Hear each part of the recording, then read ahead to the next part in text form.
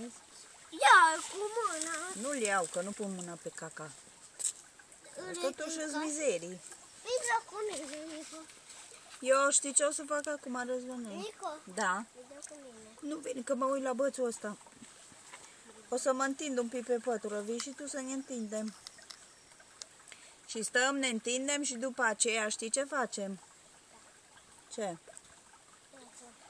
După aceea mergem în pădure.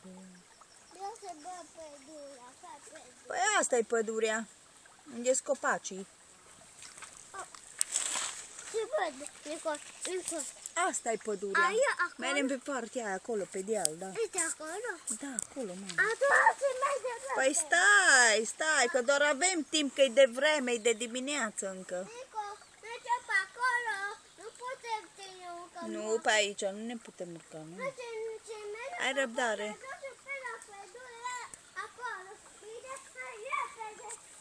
Ai răbdare, că trebuie să ne adunăm hainele. Ai răbdare, Răzvan. Dar te rog frumos, am zis, ai răbdare.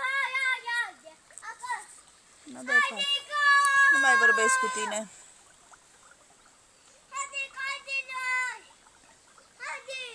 Nu mai vorbesc. Ți-am spus să ai răbdare. Bine.